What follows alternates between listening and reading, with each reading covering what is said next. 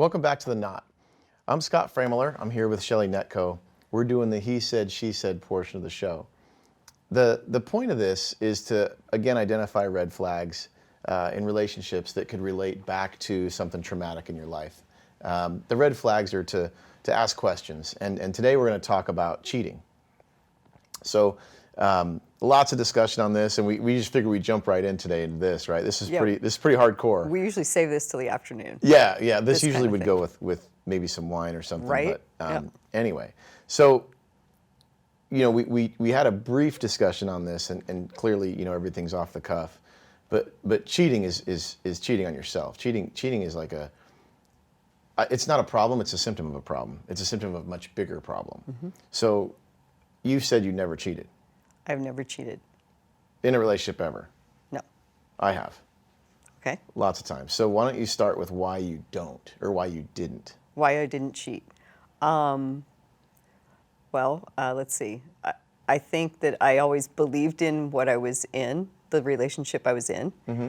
And part of that meant, a big component of that meant that no matter what was going on, and no matter how good or not good it felt at the time, I always believed in my ability to stay true to who I was as a wife or as a partner, and that was on me.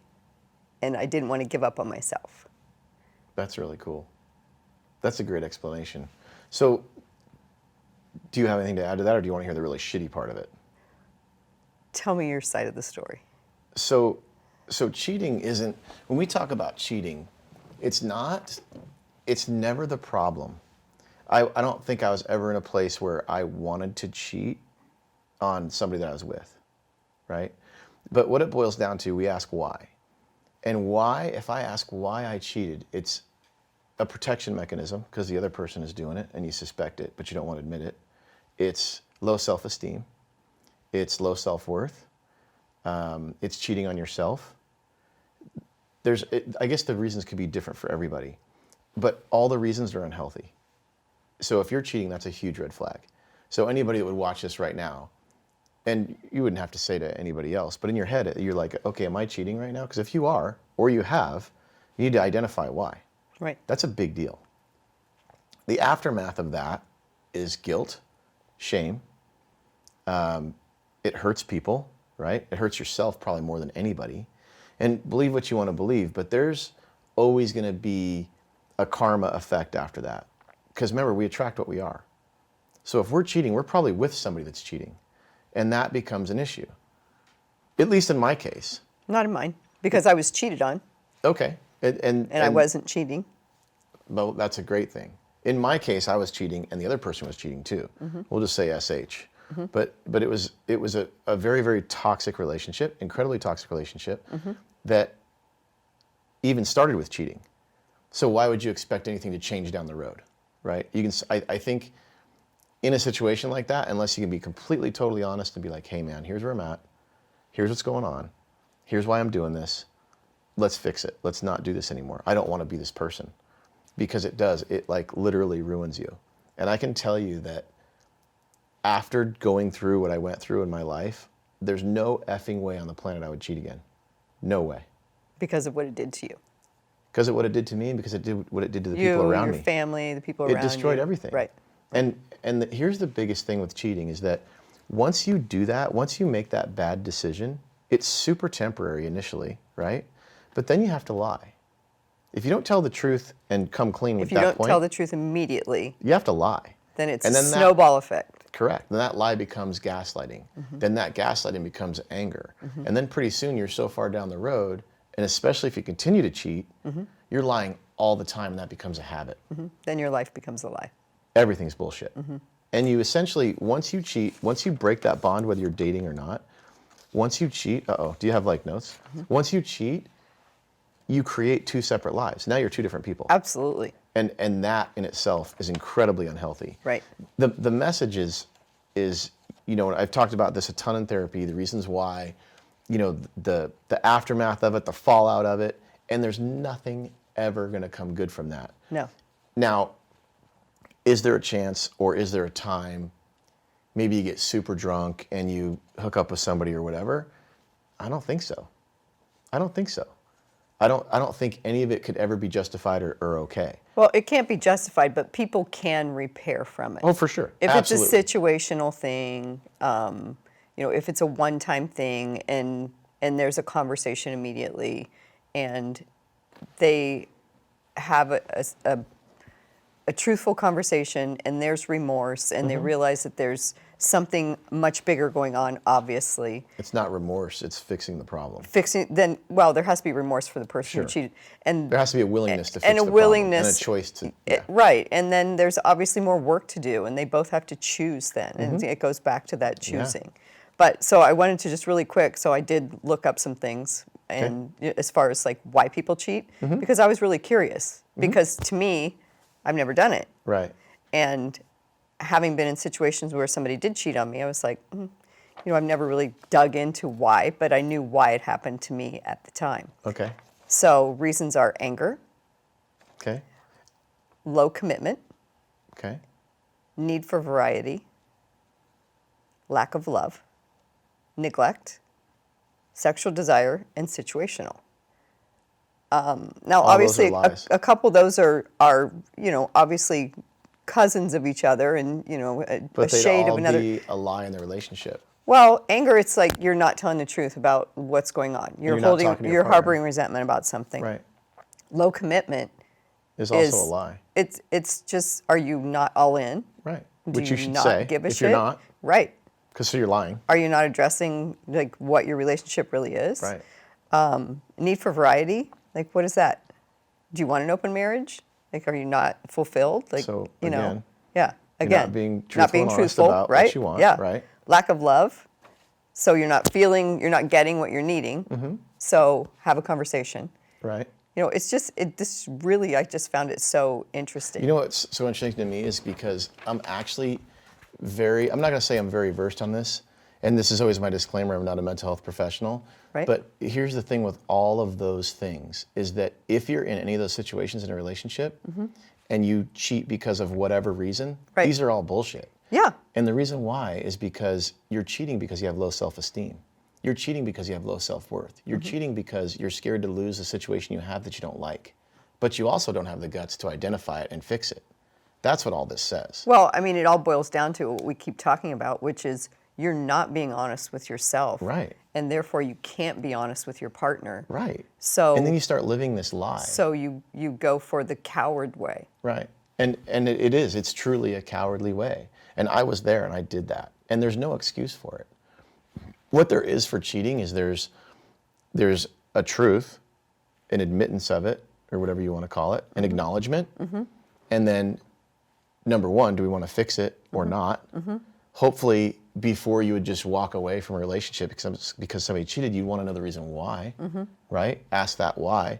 Tell me why you did that. Tell me why you felt like you needed to do that. And if the person's honest, almost every single time it's going to go back to them. It's going to go back to your state of mind or my state of mind. And it's always going to be a low self-worth. It's always going to be, I don't care. Yeah, I'm angry. Oh, I'm a victim. Oh, I did it because of this or I did it because of my trauma. Nuh-uh. You did it because of you. And in the end, you cheat on yourself. Absolutely, and that's the you cheat message. on yourself. So, and then you cheat yourself out of what you could have had. Yeah, you do. And then you start creating lies, and it's so unhealthy. And when you stay snowball, the snowball effect is like, 50,000 times that. Because it's always in the back of your mind. It becomes, even if you lie to yourself, even if you lie to everybody else in your life, and you're like, oh, that never happened, or you go do something and you just make believe it never happened. Right. It's still there in your subconscious. It's still there. It doesn't go away until you identify it. And that's, Scott and I were talking earlier about mental health and where you're at and loving yourself. If you love yourself, you're not going to cheat. Right. Because you don't need that. You have too much self-respect. You have too much self-respect. And that's something that when I was cheating, I didn't have. Right. And I can speak to that. Like, I know. I've been there. I've seen it. I've had friends that cheated, and I've watched it, and it's never good. It's never good for the marriage, for the relationship, for anything. Now, can you come back from that? I believe you can. I believe that if you do self-development, you do some counseling, you do whatever you need to do to get your crap together, you can recover from that. And it also could create a truth and even a dialogue and even maybe a closer relationship between two people, I would hope, that you could grow from that and be like, man, I was in this place. And you could also be like, I don't know, like Alcoholics Anonymous, you have a sponsor, right? You make your partner your sponsor. Sure. And you're like, babe, I feel like I want to cheat again. Why? Like, and you call them up and talk to them about it before you start like going out to the bars with your buddies and staying out till 2 a.m. or whatever it may be. But I think it's repairable. Actually, I know it's repairable if you make the choice. But like all these things, it's funny when I read some of that stuff. Yeah, lack of love, neglect, whatever. That's not the reason. None of those are reasons. No, that's all inward focus. Yeah. Or just like somebody writing an article. And I'm not saying whatever. I'm sure somebody really smart wrote that. But really, it comes down to it's about you. It's about the person cheating. And I'm sure this was some survey where people who cheated gave their answers. Right. Oh, because I was angry. Yeah. No, because you're a piece I of was crap. neglected. Yeah. Yeah. No. My wife wasn't paying attention to me. No, that's not okay. That's something you should have addressed with your wife or your husband. Right. Anger is something that you need to deal with because that's a lie or control. Right. Lack of love, well, you get love from yourself. Right. And if you love yourself, you're not going to cheat. Exactly. So that's about you too. Yeah. Then we look at neglect. Okay, you're neglected. You also get self-care from yourself. Sure. And Well, it's that seeking of validation. So these are Yeah. all validation seeking. these are all validation seeking, but these are all Sexual desire, same thing. Yeah, and these are all a situation where it's so funny to me because it's all about you. Like all these things are, Right. are victimization. I did it because of Lack. Yeah, yeah, and that's a different mindset. And honestly, if I would have looked at this list before, I don't know if I would have identified that. And I have to say, this is one of the most confident times I've ever had in my life right now sitting at this because I'm a little bit pissed, but I'm pissed at myself because I did that and I was there and it was so incredibly unhealthy and I hurt so many people. And not most importantly, but more so I hurt myself by doing that. Do you think after cheating, it's more difficult for the partner to forgive or for self-forgiveness? It's difficult for both. Okay. I've been cheated on and I've already forgiven. I've totally forgiven. I understand. I was there. I know why. Because I was a partner who forgave and stayed. And that's a great thing. And then hopefully your partner did the work to fix the reason why, right? But as a partner, I think you support, and one of the next segments we're going to talk about what that support looks like. But I know that it's really about the person. And if you're there for somebody, you're sympathetic to the situation. If you love somebody, you love them unconditionally, right? Like there's not conditions on it. Now I get some people are probably going to be like, dude, if he cheats, he's done. It's over. Okay, that's fine. I get it. But at least understand the reason why before you just say, F it, I'm done. Right. Because then you get closure in it, right? Like I understand why I did it. I understand why my partner did it. But that was like a habit. That was because neither one of us could tell each other the truth. And that's a sad, sad thing. That's not even a relationship. Right. That's just a game. It's a totally unhealthy game. So, if you're cheating, there's so many signs of that. Like you said, we were driving, when we drive here in the morning, you're coming from Mesa or whatever, I'm coming from Phoenix. So we have a little bit of time before we merge in the middle and we start doing our deal. But one of the things you said is you always know when somebody's cheating. Well, how do you know? Give me some red flags. Behavioral changes that I think in men tend to come out as anger. Because they're hiding. And guilt. So guilt plays out as anger Huge. for Guilt men. is huge. And shame. And projecting their guilt onto their partner, it's usually a very obvious behavioral change. Absolutely it is. It always is. And, I just know, there's another aspect to that too. When I look at that list, there's a, when you say anger, it's not always anger. I remember, in the fire service, and I'm not saying anything about the fire service, the police department, or anything like that. What I'm saying is that stressful jobs, high stress jobs, where there's really shitty things that happen, you have that trauma, that's sort of kind of a way to deal with it. At least in my experience, that's what I saw. And it was almost a commonplace, right? And people would condone that, right? Which is super bad. Now you're creating a culture. Right. Now you're creating this thing where it's somehow, in some way, it's okay and it's never okay. And it makes things become more and more and more unhealthy. Not only are you in a healthy environment and you're around people that would cheat, but that becomes like your lifestyle. And that's freaking totally not okay. Right. Now, when you have your partner come into a situation, you have all your buddies that know, and your partner rolls in, they have no idea. Think about how that would feel, right? That's just, I was in that situation too, where my partner was cheating, and I was in a situation where she had the guy she was cheating with hanging out with her friends, and they all knew. And I didn't figure it out until later, but now I know. Super toxic. And I'm like, now I know why you were pissed at me for saying, how you doing to your friend? You know what I mean? Yeah, Now yeah. I get it. And it doesn't make me mad. It makes me sympathetic. Because for someone to be in that position to do that to someone that they supposedly care about, that's really messed up and sick. And I don't mean sick. I mean like toxic sick. That's what I say. It's So, very toxic. If not only cheating, it's a red flag. It's a huge red flag to start asking questions like why, what's going on, what do you need help with, whatever. But that can roll into so many other problems, right? Like alcohol, Sure. drugs. Sure. There's so many other things that can become part of that Or situation. those could be with what the partner is using to mask their guilt, or Right. to numb quiet the voices Absolutely. in their head that they Yeah. aren't feeling good about. And then let's take it a step further. Like you have somebody, and we'll boil it down, like really, really, really be honest, right? Like try and like, if we can have this conversation and try and put ourselves in other situations, I can put myself in my own situation, but say you cheat with someone who's married. Like that's gnarly. Like I cheated when I was married, and I cheated with the girl that was married to my fucking friend. Like that's not okay. That's not socially acceptable. That's not responsible. That's not healthy. That's, oh my God. It's Like destructive. it's super destructive. It's Like unbelievably self-destructive. destructive. It's externally And destructive. the only way to fix that, to stop that cycle, is to tell the truth at the time. Right. Be like, hey man, we messed up. Right. Or, hey man, I don't love you and I don't love you and we're gonna go do our thing. But to say it and not drag things out and create carnage and destruction, and it's horrible. But let's pause for a second. The reason you didn't was because of the trauma. The reason I didn't is because I was weak as a person. Okay. That's why. But it was the trauma that led you there. Maybe. The decisions. Yeah, I still think that I had a choice though, and to be totally You truthful did and have, responsible. Yeah, you definitely had a choice. Everybody always has a choice. But I think, actually, I know that it still boils down to me, right? And Right. here's the thing. Like, I can say trauma and I can say that, I have these excuses in the past and whatever, but it still boils down to me not knowing that I needed to get help.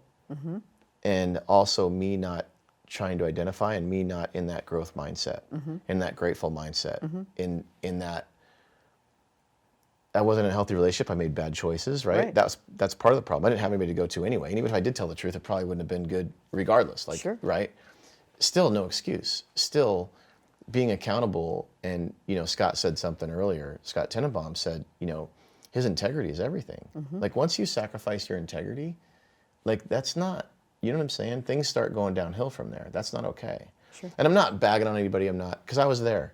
And it's just something, it's a red flag for you to identify and be like, okay, why am I doing this? Like, why is this okay in my head? Because it's not. Because everybody's born with integrity. Right. Right? Nobody wants to go and do that to somebody else. And you're hurting people. And most importantly, you're hurting yourself. Right. And I think once you give away a shred of the integrity, is how some people justify it. Yeah. This one little thing won't matter. It matters. That It one little matters. thing matters because then it leads to one more little thing, Yeah. one more little thing, and then pretty soon it's like that big decision comes. Yeah, it's like ethics in business.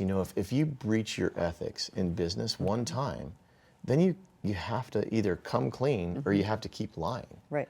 And if you breach, here's another thing too, that if you say you cheat, that's a breach of ethics, that's a breach of integrity. You cheat, then that person has power on you, right? Because they know the truth and you know the truth. So what if they tell the truth? Right. Then you know what I'm saying? Right. Like that's not good. Now you're looking over your shoulder all the time too. It's absolutely a game. So it's super, super unhealthy. A sick game. So people have not only a separate life, but now this person has a separate life. Right. So if they mess up their lie, then you know what I'm saying? That's so Well, and not because good. of the entanglement of the the sex and the mind game and everything, then you misinterpret it as love.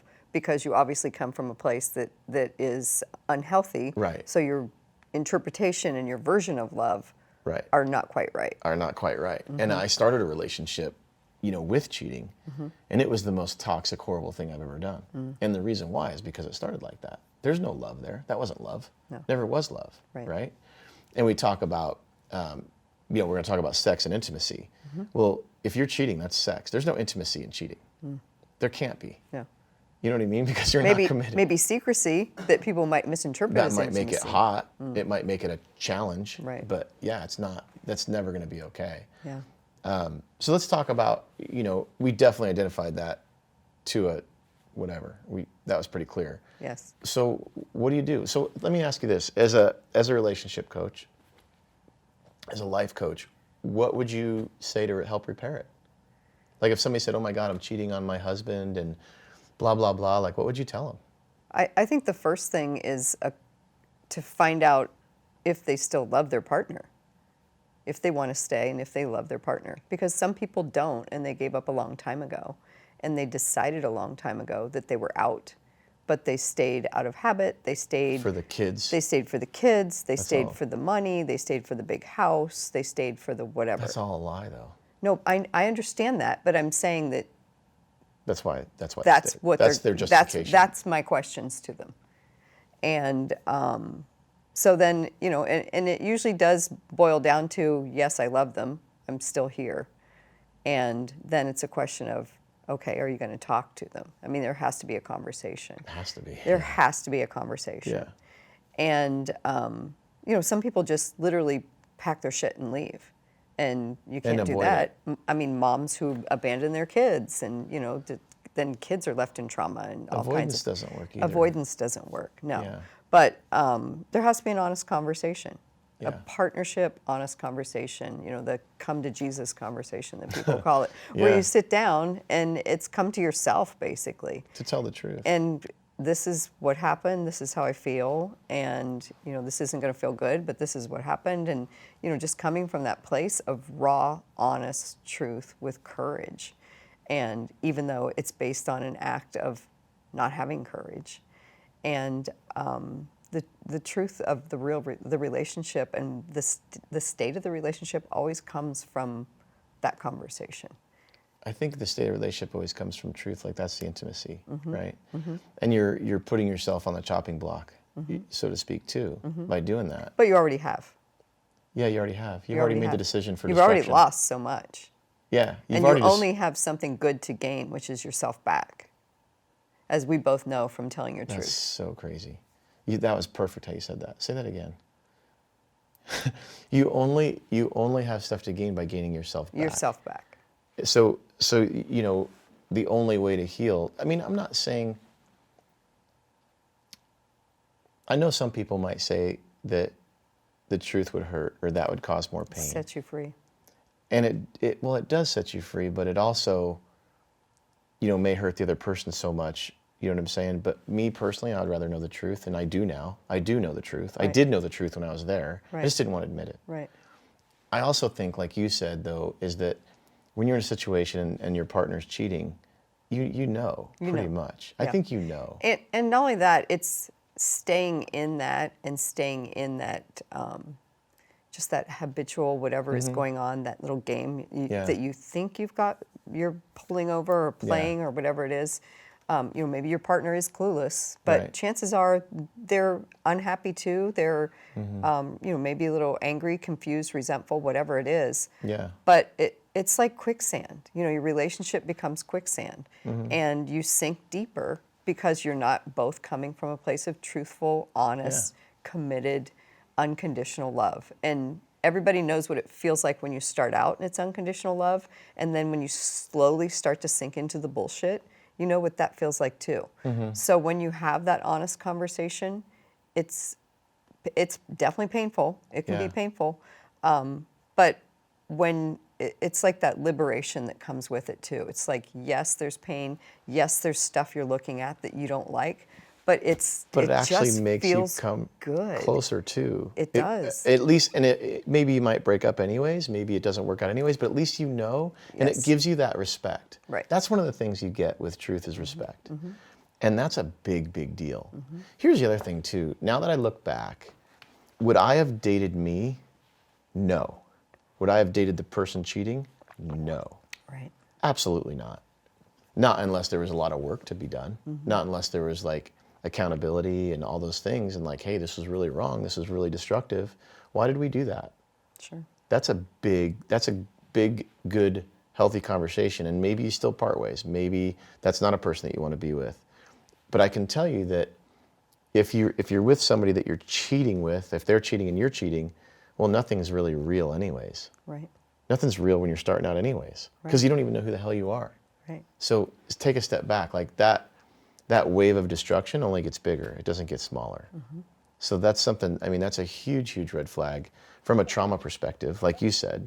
And you can say it's from trauma because it is. It is. It is. I get it. That's what it's born from. But it's also the trauma puts you in a place of low self-esteem, low self-worth, Right. whatever. Exactly. And however that happened or whatever it is, but we still go back to cheating is a red flag. Like, hey, dude, something's wrong. Like, I need to work on something, and it's going to be about you primarily. But hey, something's wrong. Like, there's something up here. What's up, right? And then evaluating the relationship that you're in, because we always say you're not getting something from the relationship, right? Like, this is a list of things that you're not getting, Right. and maybe that's partially true. But what are you not giving? Yeah, and you know what? Maybe you're with somebody that you grew apart, and maybe you've done like a lot of self-development, and the other person doesn't want to, or Sure. who knows? Maybe you're like super active and this person's not active, or whatever it might be, and maybe you do part ways, but it's still a symptom of a problem. It's not the problem. Cheating's never the problem. Right. It's a symptom of the issue. I was working with a couple, and when I was with the wife by herself, she went through this litany of everything that wasn't good about her husband. Yeah. And, he just wasn't a good partner. He wasn't a good this, blah, blah, blah, blah, blah, all this stuff. And so I just asked her, I said, well, what are you doing to be a good wife? Just tell me that. Like, give me some examples. Yeah. And she started crying. And she realized that she was spending so much time focusing on What he's not doing. what he wasn't doing, Yeah. that she realized that she was giving no effort whatsoever to trying to be a good wife, or Right. be a good partner. Right. Right. And it was just really was the beginning of changing everything for them. Yeah. But it's just fascinating that we get so caught up in what we're caught up in, Right. That becomes the game, that becomes our energy, that becomes our focus, and that becomes who we are as a partner sometimes. Yeah, yeah. One of the other things about cheating too is it's when I say it's a culture, it somewhat is. Because like my dad cheated on my mom cheated on my dad, probably to pay him back, who knows, I was too young to understand. My second ex-wife, her dad cheated. My last long-term girlfriend, her dad cheated. It's like, and then her husband cheated on her, supposedly. I'm sure she was cheating on him too, now that you look back. Yeah. But it's almost like an epidemic of it. Like it keeps going, and then all of a sudden sex becomes sort of a validation. Yeah. And then it becomes like a normal thing. Like it's okay. Like, yeah, if I cheat, oh well, I cheated because he did this to me, or she did this to me, or whatever. You know what I'm saying? And then those people too, unless you break the cycle, usually will end up, just going from relationship to relationship to relationship and never really identifying the issue. But you're taking all this baggage with you to the next relationship. Yeah. And it never ends. Like that cycle of stuff is never going to end because you already lied once. And then you find out too that, oh my God, maybe to protect my image, I'm going to lie to my friends. And I might tell this friend this story and this friend this story. And you've or got this a friend whole sees me bunch with of the stuff person to I'm keep cheating straight. with. Oh shit. Well, now I got to tell them a story. Oh no, I'm this princess or I'm this prince. And now you have this self-image issue too. So the fallout from one thing. Then you're playing the shell game. Yeah. You're trying to remember who you and told now you have what. separate friendships, and you have all kinds of weird Yes. stuff Oh going my on. gosh, yeah. And the fallout from one bad mistake, especially in my case. Yeah. I mean, I lost friends, it hurt my marriage, it hurt my son, it just from that one bad decision. But that one bad decision, I kept making the same poor decision over and over and over and over because I stayed in that situation. Right. Instead of coming clean and telling the truth. Sure. So, again, huge red flag. Something's up. Need to identify it. Yes. Get some help. Yes. Talk to somebody. Call somebody. Make yourself a priority. Yeah, and I mean, Make your personal peace a priority. I think. because you can't, it's so amazing. You cannot be happy doing that. No. You won't be. No. Like, there's so many distractions and so much stuff going on in the back of your mind. You can't be. You can't, I mean, you can fake it. I faked it really super good, but it's never going to be healthy. It's never going to be a thing where you can, be your best self. Right. Well, I think where it goes off track is when people take the maybe short-term gratification, sexual gratification, whatever that is, and interpret that as their happiness. And so that's where things get off. Yeah. Yeah. Like, here's an example. Massage parlors. There's like so many massage parlors around. It's crazy, right? On every fucking street corner almost. And I went. Well, there was a time in my life when I used to go, like a rub and tug. They joke around, right? Right. They're everywhere. Why? Like, how is that okay? You know what I mean? There's not that many people getting, you know what I'm saying? I mean, they're everywhere though. I mean, think about that. Think of how many people that are cheating and it's a normal part of our society. It's like a normal, okay thing. To have like a totally separate life or a totally separate thing going on the side, or a side piece, or people think that's cool. In some countries, that's a normal thing. Or even the other day, I was out with some friends and they were talking. They're like, "Oh yeah, I really like this guy and da da da da," or "I really like this girl." Make it super vague, and yeah, before they get there, I'll whatever talk to some other people or whatever, and I'm thinking in my head, I'm like, okay, so you're dating more than one person.